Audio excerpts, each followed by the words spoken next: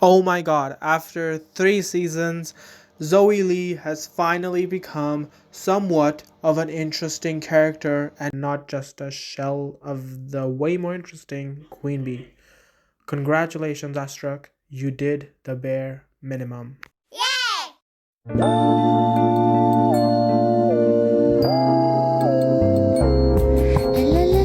Hey everyone, it's Ali. Welcome back to my channel. Today we're talking about, obviously from the title, Grandieper or Grand Tiger.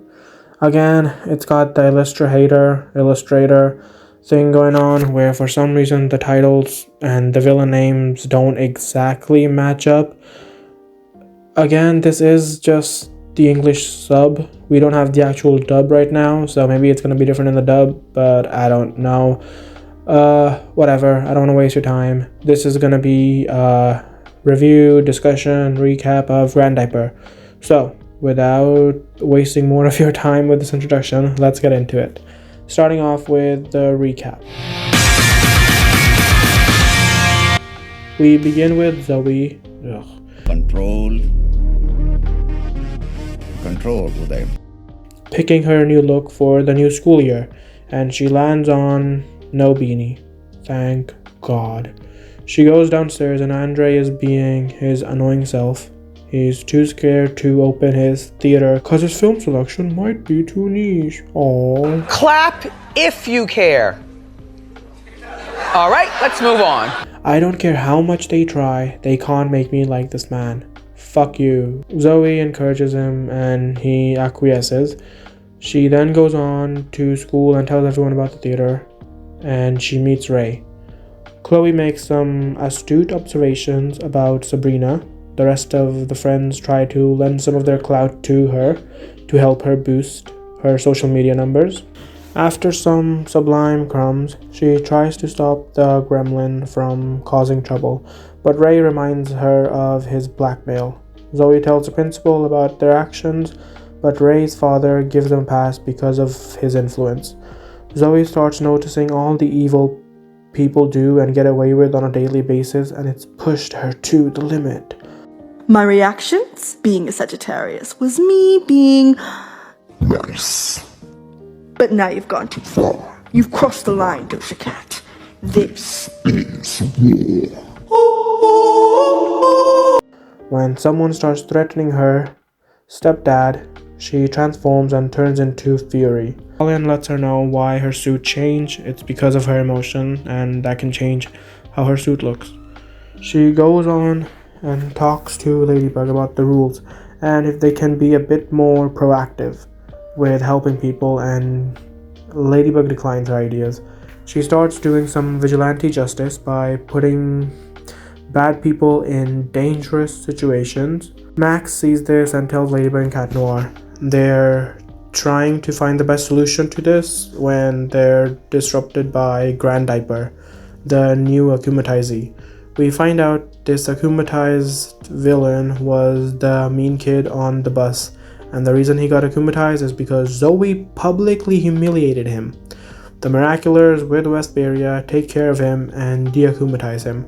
Ladybug and Vesperia have a heated exchange about what to do with the kid, the episode ending with the miraculous on the hunt for the masked vigilante. As I said in the beginning, after 3 fucking seasons, Zoe has finally stopped being a background irrelevant character and has actually got something interesting going on. Something that's not just, oh, woe is me, I'm so perfect, I'm so nice, I'm too nice sometimes.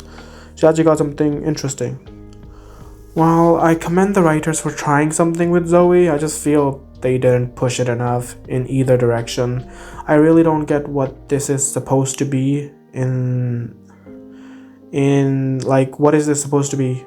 Is it like her one bad day arc where she breaks away from the heroes and goes rogue?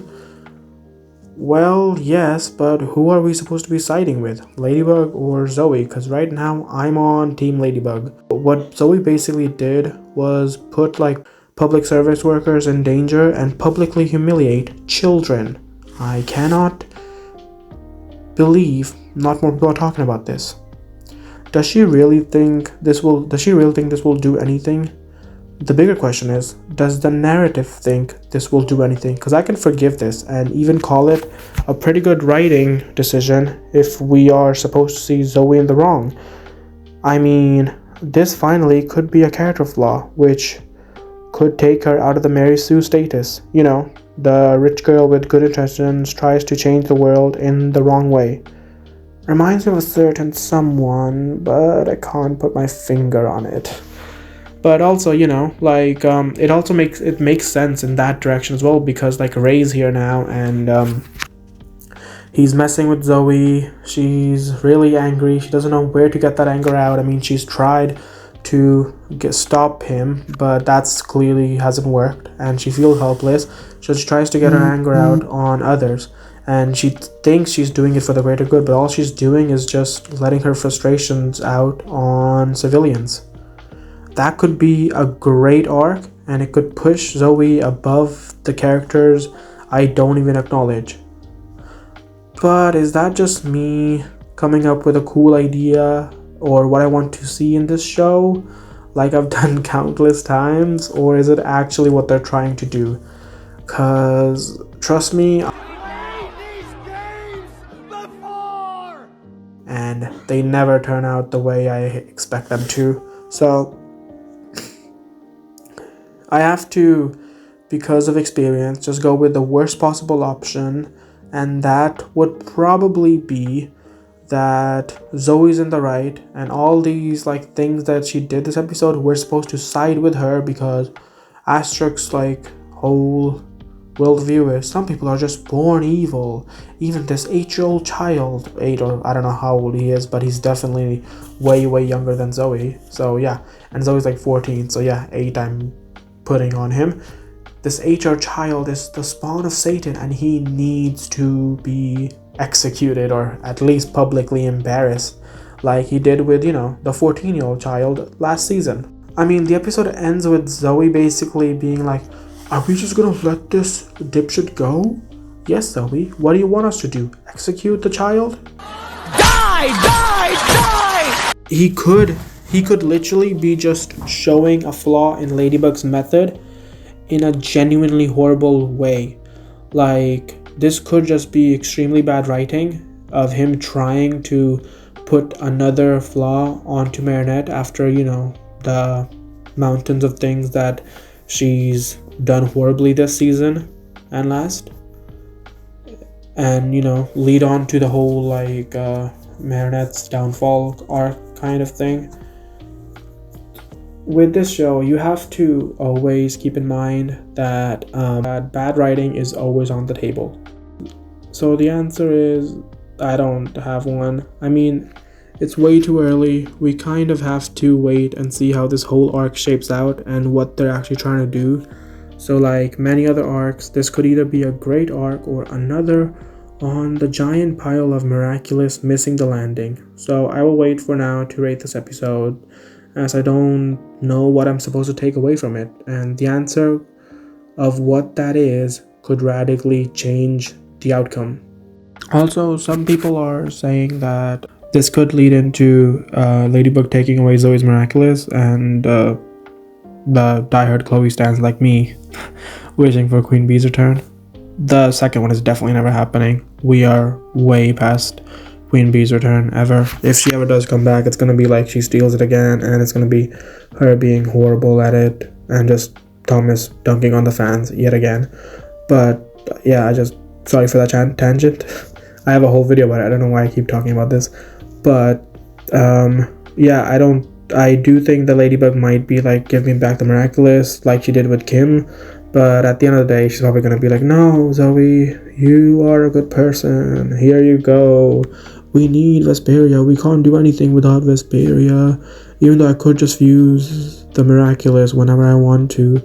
No, we need her. Yeah, I think the people thinking that like the hero team is ever gonna change, I don't agree with them. I think this hero team is 100% staying. Like, they are completely probably committed to it. None of these heroes are permanently gonna lose their miraculous to anyone else. I think the ones we have now are 100% the one we're gonna keep, and I'm kind of disappointed at that. I might make a future video on this, but I don't really like the full lineup we have right now. I was kind of since season 2, 3, 4, or whatever, I was kind of hoping for the miraculouses to be given to interesting and important characters, not just, you know, Marinette's friends, because season 2 was basically solidified that like only like main and interesting characters that play a role in the show will get the miraculouses, but then we gave it to background extras, and that really solidified in season 4 when we replaced our tertiary main character, or like fourth, or at least one of the 5 main characters we have, with a new extra. Oh, and now I can officially say that from my other, like my previous video where I put Zoe on the Ladybug side because you know, she was team Ladybug always, but now with her kind of actually being her character, I think if we do go to a civil war, like this commenter pointed out, shout out to them, that Zoe would definitely be on Team Cat Noir, or like Luca and Alex, just not even partake in this whole thing and just be team themselves. But yeah, that's my review of Grandieper. Hopefully you liked it. If you did, please leave a like. Let me know what you think this arc is going to be about, what you're hoping for this arc, and yeah, like, share, subscribe. Thank you. Bye.